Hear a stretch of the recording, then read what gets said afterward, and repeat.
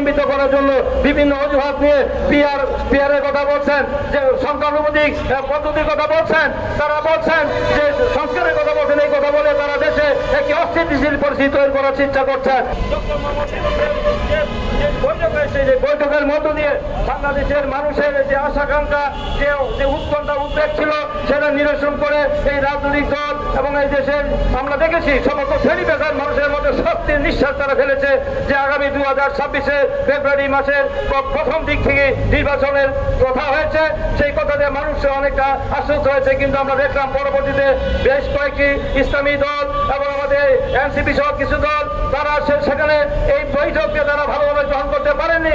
তারা সেখানে আমরা বলছেন যে দৃশ্যমান সংস্কার এবং বিচারের তারিখ হলেই সে নির্বাচন হতে পারে। তারা যদি কিন্তু লাগিয়েছেন, আমরা দেখতে পাচ্ছি তারা বলছেন যে আবার তারা যুক্তি দিচ্ছেন যে জাতীয় নির্বাচন আগে স্থানীয় নির্বাচন করতে হবে, স্থানীয় নির্বাচনের পরে জাতীয় নির্বাচন হবে।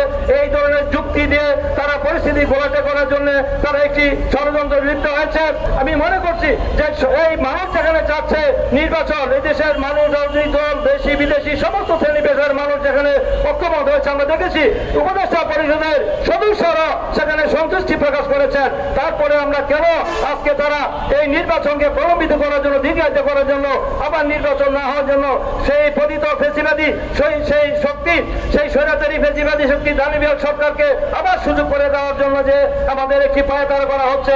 তারা জানে যে নির্বাচনটি আবার সুষ্ঠু নিরপেক্ষ নির্বাচন হয়, নিরপেক্ষ সরকারের অধীনে তারা হয়তো জামানত বাজেয়াপ্ত হবে। তাই তারা নির্বাচনকে প্রলম্বিত করার জন্য বিভিন্ন অজুহাত নিয়ে পিয়ারের কথা বলছেন, যে সংখ্যানুপাতিক পদ্ধতির কথা বলছেন, তারা বলছেন যে সংস্কারের কথা বলছেন। এই কথা বলে তারা দেশে একটি অস্থিতিশীল পরিস্থিতি তৈরি করার চেষ্টা করছেন।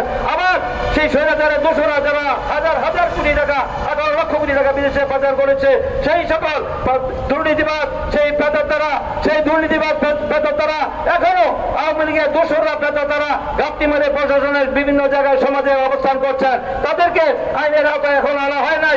তারা বসে ষড়যন্ত্র করছেন, ষড়যন্ত্র করে তারা আবার রাজনীতিতে প্রবেশ করার জন্য গভীর চক্রান্তে লিপ্ত হয়েছে।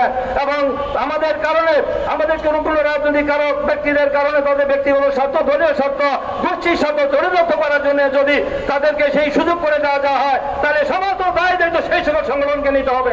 এবং বাংলাদেশের মানুষ দুই একটি সংগঠনের কারণে আগামী জাতীয় সংসদ জাতির বৃহত্তর স্বার্থে, গণতন্ত্রের স্বার্থে, নির্বাচনের স্বার্থে এই দেশের জনগণ তাদেরকে ছাড় দিবে না। তাই তাদের শুভবুদ্ধি হওয়া উচিত।